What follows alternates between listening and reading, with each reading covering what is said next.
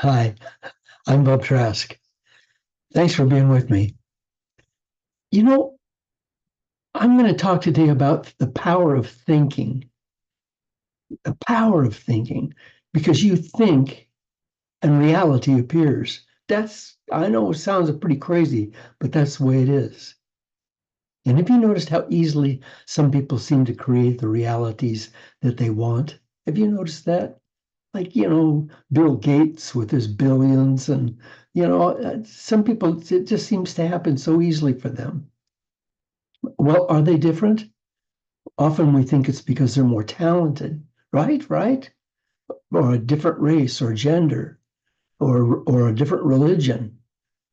And sometimes it's because we think they have more money. But it's not about any of that. It's about our thinking. Buddha said, and I think I was around a long, long time ago, and people are still listening to him and going, wow, like Shakespeare and Jesus. Boy, those people really know how to speak the truth. Buddha said, what we think, we become. What we feel, we attract. What we imagine, we create. Today, I'm going to explode some old myths about how hard it is to have your dreams come true. And I'm going to prove that you're capable of creating whatever you want by just training your mind to think in a very different way. Just stop for a minute and think about that. What if today, in this little talk, you heard something that changed the way you think, not changed what you think, but changed the way you think. And suddenly, all those things that you dream about would be yours. Hmm, that could be fun. So I want you to train your mind to think in a way that's liberating and fun. And if you think training your mind's going to be difficult, let me assure that it's not. It'll merely depend on what you want and how dedicated and determined you are to get it. So, what do you want? And how dedicated and determined are you to get it? Author Stephen Richards tells us that reality is a projection of our thoughts into the world. Whoa, wait a minute. Isn't that just what Buddha said? Hmm.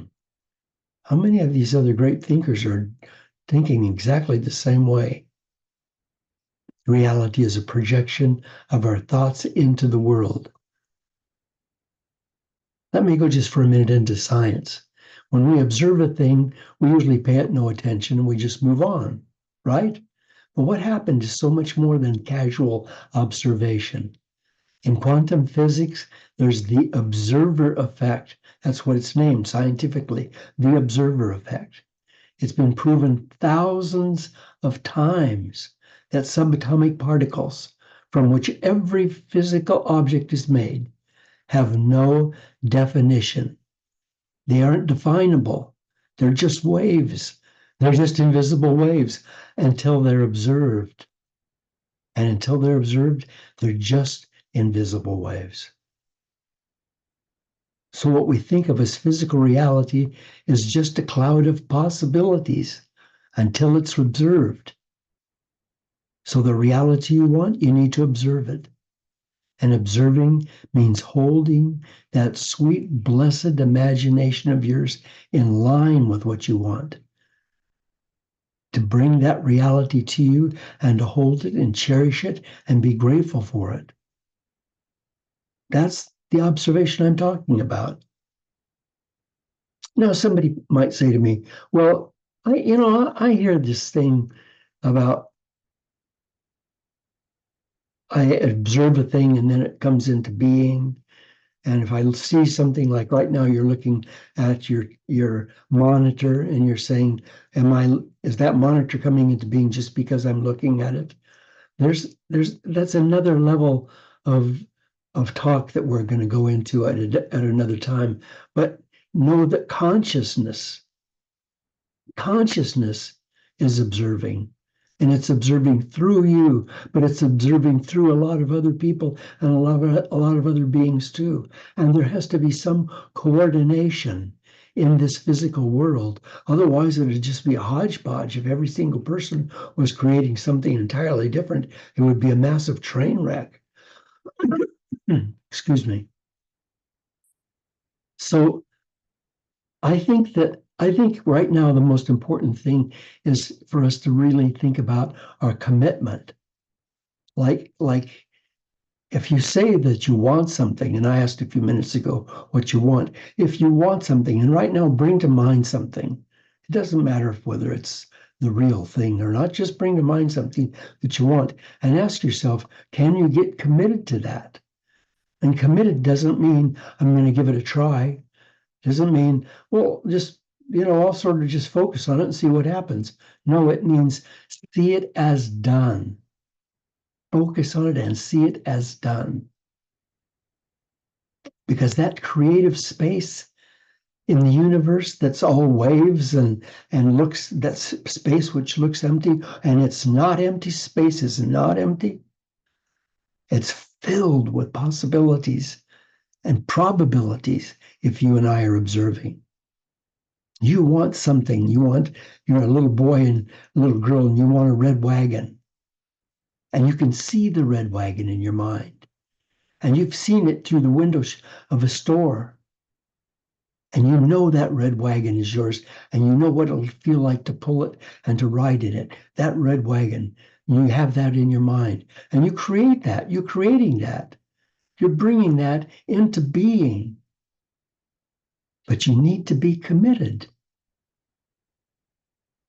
Now, some will say it's just not that easy because there's a lot of challenges along that path. And I'm going to need a lot of help. I'm going to need money, and I'm going to need et cetera, et cetera, et cetera. But you see, we live in a world of miracles. Surely you know that by now. And when we observe a reality we want and then move in that direction with trust and determination and commitment, those problems, those difficult steps, they all fall into solution. That's the magic of the universe. We're living in this magical universe, and most of us aren't using the magic. It's the way the universe works. This is not a spiritual theory. It's scientific truth. It's the way our universe is constantly created through observation and determination and commitment. The most widely accepted explanation of quantum mechanics, which is the Copenhagen interpretation, shows that an electron is neither here nor there until it's observed, and only then does it become physical reality. Until then, it exists as a cloud, as I said, a cloud of possibilities. That's the way electrons work. They're simply possibilities until you place your order in the universe. Place your order by observing in your mind what you want. That's called imagination. But I'm not talking about fantasies here.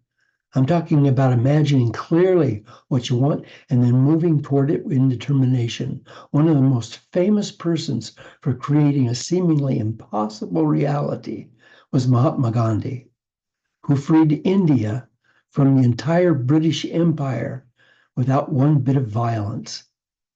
His advice to you and to me, you must be the change you wish to see in the world. You must be the change you wish to see. That little red wagon, I'm already riding in it. I'm already pulling it. I already have my favorite stuff in it, and I'm pulling it around the yard. You must be the change you wish to see in the world. He proved it. He proved it. He created one of the greatest miracles of all times. And he never got angry. He never raised his fist. He never fought anybody. He just loved people and continued to focus on the vision. So how do we train our minds in order to get that realities we want? We do so by changing the way we think. Because this we all know, every thought, every mood changes your brain, doesn't it? It changes your brain every time every event that comes along, every experience you have. Doesn't matter how small. I don't care if it's doing dishes and one slips out of your hand, and whether it breaks or just slips back down into the dishwater, doesn't matter. It's an event, and it changes your brain. Every mood changes your brain. Your brain is constantly evolving, or at least it's supposed to. Some people are so stuck in the way that they think 95% of what they thought yesterday, they think today and they think tomorrow. Hey, wait a minute, that's almost all of us. Scientifically proven 95, 95, 95, 95. So, yes, regardless of quantum reality being a force in our lives, the very act of thinking will actually change the physical structure of your brain and give you the ability to imagine greater and to create more easily. Anxiety deteriorates the brain. Positive imagination builds new synapses and makes new realities possible.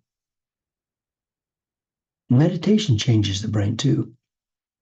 It not only rewires it for love and joy and peace, it also opens it to new possibilities. It opens it to new possibilities. What you want, meditation opens your brain to new possibility because your peaceful brain will not be weighed down by dark emotions and will be available for fun and for new discoveries. But there's a catch. And the catch is that in order to continue to expand our minds, to rewire our brains, to open our lives to new possibilities, we have to keep at it. We cannot focus today on a beautiful reality we want, and then tomorrow start thinking about how it'll probably never happen because of this or because of that or because of something else. Imagine reality. Imagine it. The painter Pablo Picasso said, everything you can imagine is real. Everything that you can imagine is real. So if I have an old beater car that often doesn't work, doesn't run for me, and I want a better car, it's obviously, that I can't keep my mind focused on that old beater because that means I'm focused on my lack. Every time I look at that old beater car and I say, it's rusting, it's falling apart, that fender's about ready to come off, and man, it's leaking oil like crazy, and it hardly starts, and God, it belches this black smoke when it goes down the road, and it's embarrassing, and and that's what I'm focused on. And I'm focused on that, and that's what I'm creating. Where my attention is where my attention is. So I need to change my attention. So let's use an affirmation. Let's say, I see myself owning an attractive and reliable car now. I see myself owning a reliable and attractive car now. How many times can you say that a day, each day, until you finally take that subconscious attitude and rewire it so that it actually says to the universe, I'm observing an attractive, reliable car in my yard for me. And it will come if you don't give up. It's totally up to you. Affirmations can change the brain, and it makes it so much easier to create what we want. But affirmations aren't just words repeated over and over again, are they? No, they're thought patterns. And they're thought patterns that are tied together with emotions. So when I say I see myself owning an attractive and reliable car now, I have to feel that. I feel myself owning, and I can see the car. I see it and I feel what it's like to drive it. When I start a new affirmation, I usually don't believe it yet. If you start a new affirmation and you believe it right off the bat, it's probably not the right affirmation because my subconscious mind doesn't agree with that. The reality I've been creating is contradictory to that. So I look at the reality I've been creating and say, this is my reality. This is temporary. So usually I don't believe it. It just doesn't have any place in my memory banks. And it doesn't have any place in my self identity. And I say this affirmation with a passion that may rely totally on my imagination for a month, hundreds of times a day, for a month. And by then, it'll no longer be outside of me, it'll be defining me. It'll be a new identity in which there's a brand new car. So, you want a new car? You want a new life? You want a new personal connection, a better relationship, better health, more wealth, anything? What do you want that's not in your life right now? Well, just think about that for a moment. You can have it.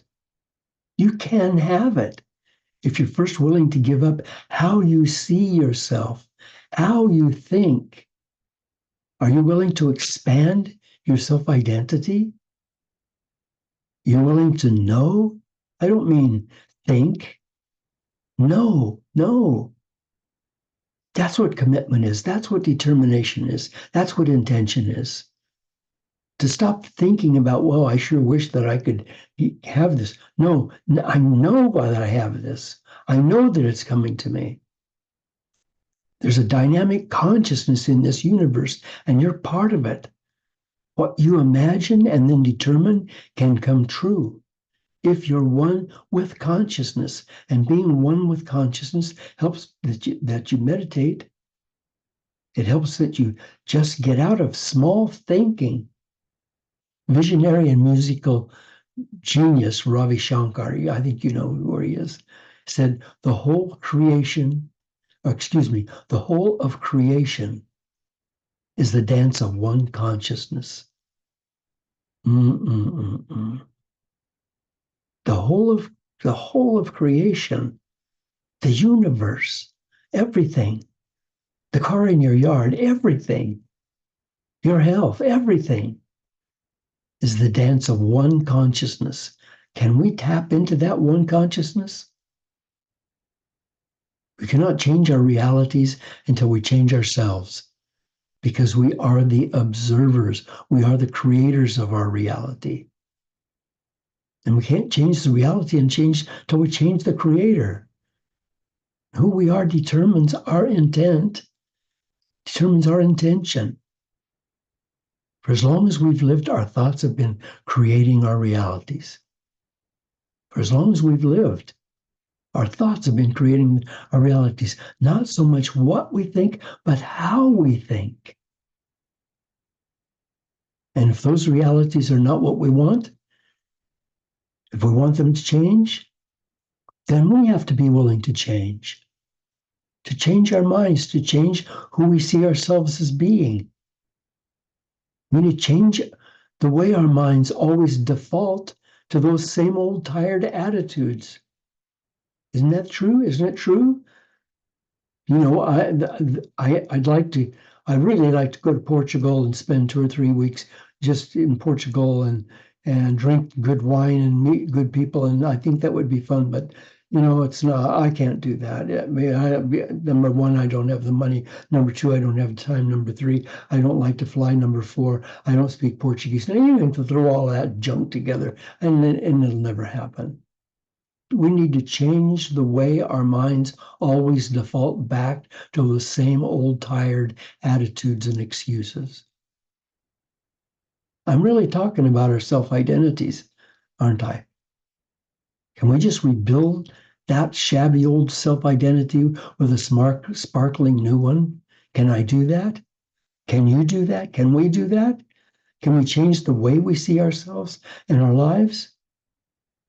Well, well-known French well-known French novelist Marcel Proust said, the real joy, the real voyage of discovery consists not in seeking new landscapes, but in having new eyes.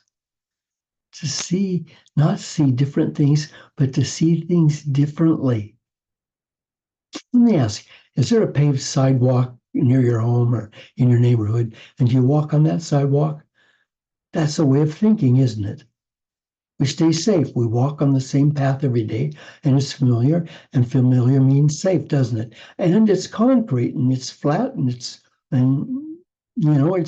won't trip, and yeah, it's familiar and it's safe. And thinking is very much like walking on that sidewalk because every thought you think is either going to go back over and over an old pattern or you're daring to think anew. Every thought. I'm in the same old pattern. I'm thinking the same thoughts. I'm thinking in the same way over and over and over again.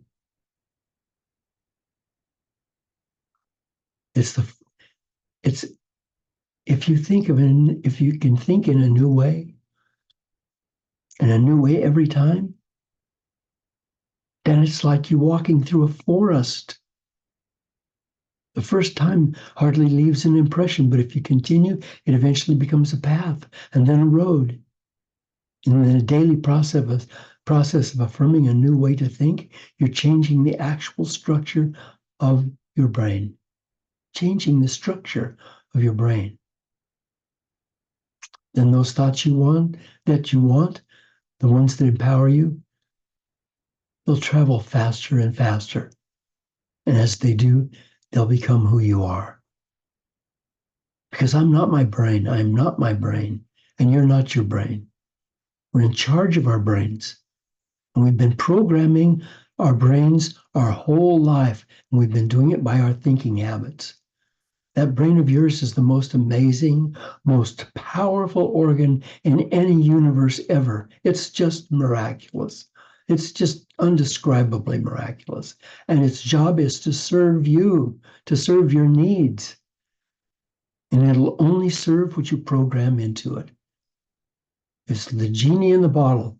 When you rub the lamp on the beach and out comes this genie, and the genie says, you have 3 wishes, and you say, gosh, I think I'd like to get that old beater car of mine fixed.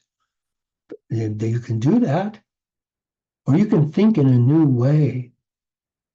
You have an opportunity now to think in a new way. You're the programmer. You're not the program. Let me explain a little bit more clearly. When you say my mind or my body, who's saying that? When I say my body, who's saying that? Is it my brain saying that? My brain. My brain. Oh, who's saying that? My mind. Well, who's saying my mind? Who's saying that? Who's saying ownership? Whoever that is owns this body and mind, just like we own a car or a harmonica. We're the owners. We're the ones. We have to stop listening to the music and become the music. Stop listening to the music and become the music. That means letting go of our egos, stepping back so that the real us can take over. So if this talk, if by chance, is awakening that all-knowing you, that's not what's not your eyes, not your mind, not your brain, not your fingers touching, not your nose smelling, not your tongue tasting, but who you are behind all of that, the real you. If this talk's awakening that all-knowing you, if you're realizing now that everything you hear, see, or touch is just beautiful light shining out from you, from the real you, not body, not brain, but forever consciousness, then you know who does the seeing when your eyes look. Then you know who does the seeing when your eyes look. The eternal you. You know it's you that does the experiencing when your body feels. It's that eternal you that knows things without having to think. It's that you who dares imagine. Now, to finish our time together today, let me bring forward the words of two experts. First, the great philosopher and author, Henry David Thoreau, who said, "As a single footstep will not make a path on the earth, so a single thought will not make a pathway in the mind. To make a deep physical path, we walk again and again.